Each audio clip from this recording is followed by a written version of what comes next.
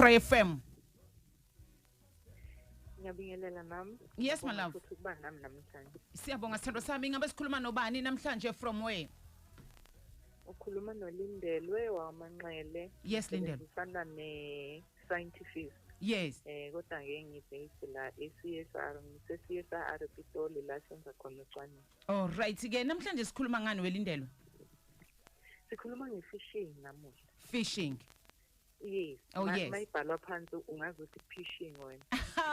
Ingakho ngibuza uthi hayibo yini manje kwathiwa fishing kodwa ke ngibona lana futhi sekukhulunywa ngokudoba khona lapho kwenzakalani lana. Oh yes my love awusibekele ngokusobala ukuthi sikhuluma ngani masikhuluma ngayo ke i-fishing. Kusuke kukuhlasela nje kwabantu abasebenzisa i-platform thizeni. Oh yes. Yabo into esuke ifuna ukwenziwa lapho kade kusuke kuzama ukuntshontshwa imininingwane yabantu. Noma imininingwane ake sithi noma yamakhadi kodwa nje imininingwane. Oh yes. Esuke ifuna ukuntshontshwa kakhulukazi laba abantu yabona makuthiwa mhlawumbe usopolitiki omkhulu nani engathi ungangayisebenzisa kahle lezi indawo lezi ngoba kulula ukuthi abantu bantshontshe izinto sokukhuluma ngazo mhlawumbe izinto ezimfihlo kungamele umuntu azazi manje ke lapha ke kusuke basuke benintshontsha ngaphandle kwemvume yakho kodwa ke kunendlela ke abayisebenzisayo ukuthi bantshontshe leyo mniningwane. Yo ingabe isebenza kanjani ke le fishing uma kuukuthi njengamanje ke njengoba la kade ngifunda ngebuku ukuthi ikakhulukazi kujwayele ukubanjwa imininingwane kokufunakala lemininingwane yethu esuka isemabhenki esisebenzisa kakhulu emabhenki ingabe ke isebenza kanjani ke? Ngoba omunye ngazabuza njengamanje ukuthi ihluke ngani ke yona kulokho kuthiwa ukuhackwa. Yes. Yes. Uma umuntu esuke ehacka isystem lo ngale usuke engazi ukuthi kuyenzeka. Alright. Kodwa lapha amakhulunywa nge-fishing kusuke bekunikeza into thizeni ongayazi wena ukuthi yini bese ke kuba wena kube ngathi bathola imvume kuwo ukusebenzisana njengalento ediyenzeka nje manje ku-Facebook ukuthi abantu bethi ungisendele ilink ka-video yes bese uthi wena hayibo angisendanga lutho angithumelelanga lutho ayivela ngithi ku kanti yena lo ngaleyo kuyi-receiver end lo kuyena uyitholile uyayibona yonke leyo nto ngesikhathi-ke uyithinta mawuklikha kuyo leyo link leyo izobeka ilokhu ikukhombisa ngathi iya-process kanti ngale ba-downloada yonke into abayifunayo kuwena. Yo ingabe iziphi izibonelo ongasipha zona mayelana nayo le fishing?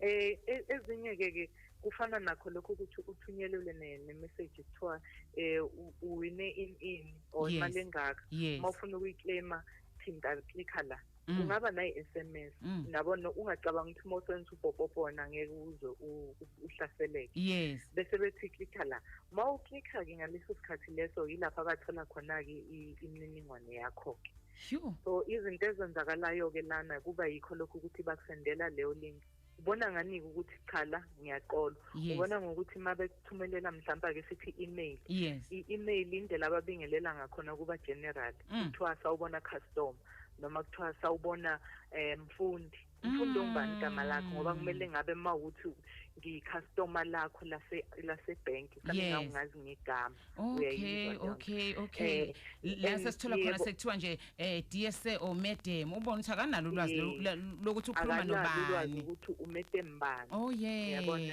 yes ne-grammar-ke ivamise ukuba ne-spelling ezingekho right uthola ukuthi ezinye izinto ngey'bhaliwe khona ayifundeki kahle kwesinye isikhathi kuthiwa vula lento e-attach-iwe kwi-email wayivula awusuthumela izinto and i-email yakhona izwakala ngathi iyaphuthuma kuthiwa nje yenza ukuthi ngokuthi ingakapheli u-next week yini sekuphuthuma kangaka siyibona nangalezo zinto lezo kwesinye isikhathi-ke bese kuba khona-ke mhlawumbe ilink yevidiyo uthola ukuthi isihloko sakhona sakuleyo link leyo ukuthi vula nawe siyahaliswa nje ukuthi vula ufuna ukuthi khonani lapho uthola ukuthi akukho lutho kwesinye isikhathi-ke bekusendele ngathi bayibhenki kodwa uma ubheka bazofike bathi mhlawumbe siwu-FNB uma ubheka le account ithi FNB account @hotmail noma @telcomsa ayikwazi ukuba kanjalo kumele uma ukuthi FNB ithi @fnb.co.za yabo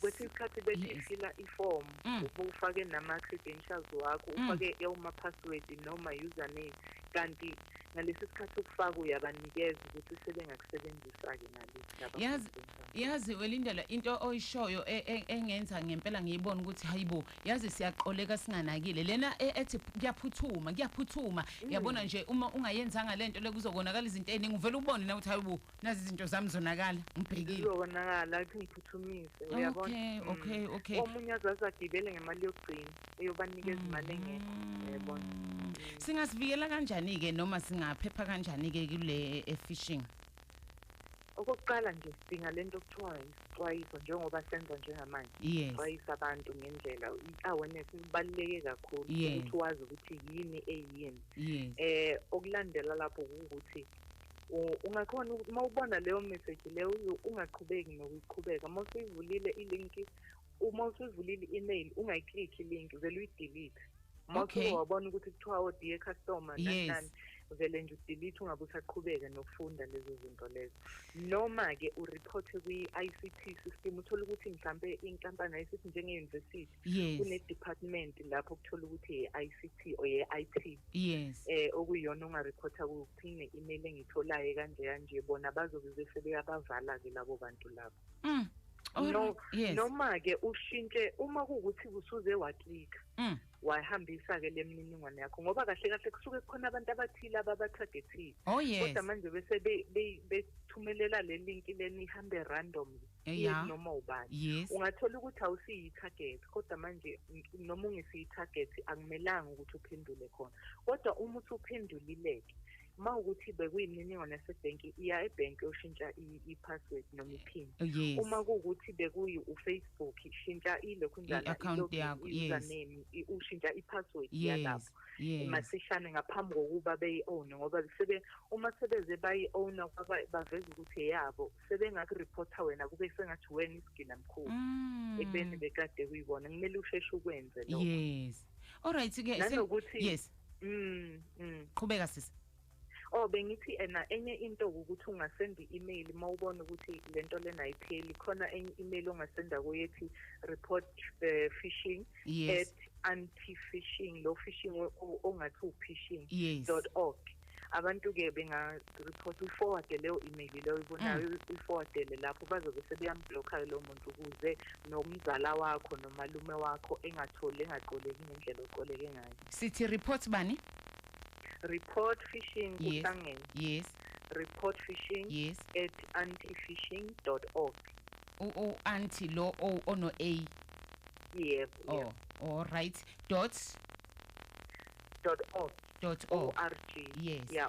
organization all right-ke umbuzo wami okugcina enginawo-ke sithando sami uthi imiphi-ke imikhakha efundisa ngale phishing uma ufuna ukufunda nje izinto ezine-IT noma ngabe yini ezine-IT ungenza i-computer science noma wenze kwezinye indawo ibizwa nge-information technology izinto nje ezine-IT phakathi izona ey'fundisa ngalezi zinto kanye ne-engineering nayo iyayifaka lezo zinto phakathi okusho ukuthi esikoleni kumele wenze uma usese-high school kumele uthathe iy'fundo ezine-maths phakathi ne-physical science okay-ke uma-ke kuwukuthi sesiyanifuna-ke sifuna nje ukubuza ezinye izinto eceleni sinithola kuphi